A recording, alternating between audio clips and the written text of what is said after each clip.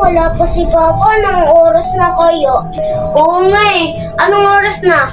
Ay, yung mag-aalauna na. Tagal Wala na pa ni tayong Papa. pagkain. Nagugutom na ako. Kagabi pa siya umalis. Hindi pa tayo kumain kagabi. Papa, anong oras na? Good morning mo mukha mo. Anong oras na? 12 na oh. Magwawan na. Ay, naku, Morning, mukha mo. galing ako ng Nang ano? ng meeting. Meeting mo mukha mo. Anak, i-date lang ako ha, kasi meron akong katagpuan mamaya, alas 3. Papa. Eh, anong oras na? Alauna. So, may isang oras lang ako. Papa, sino naman yung ipagtatagpuan mo?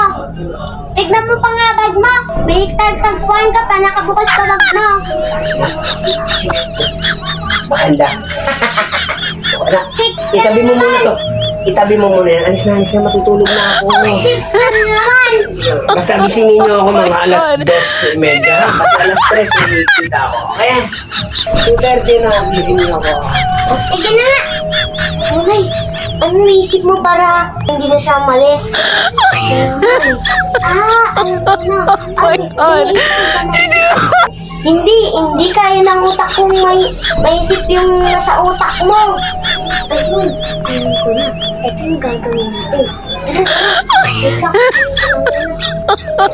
Wait lang. Ito yung gagawin natin, Papa. Para maaan siya. Para hindi siya matuloy sa... Ano gagawin natin sa kanya? Tapos, para hindi na tayo mawala ng scholarship.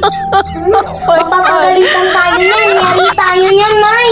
Hindi siya nakagalit si Papa. Para hindi mo nakatuloy. Anong gusto mo? Mawalan tayo ng scholarship or magka-scholarship?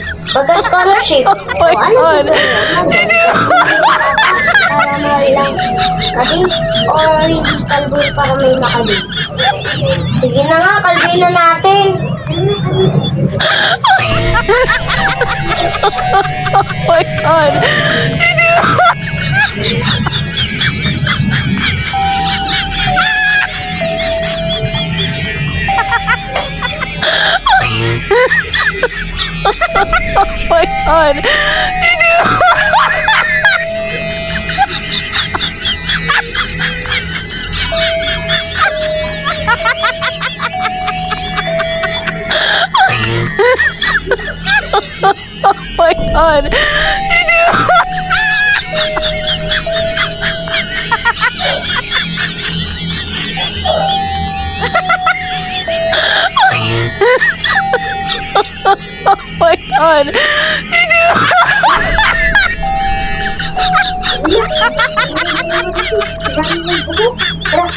A few moments later.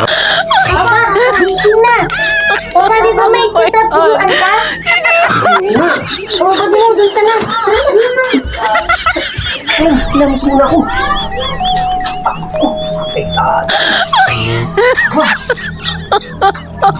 Ay, maligo.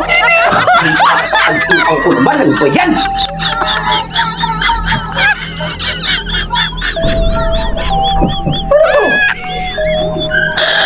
Ano to? Ay, naku, mamatay ito. Ay, naku. Tulog na lang ako.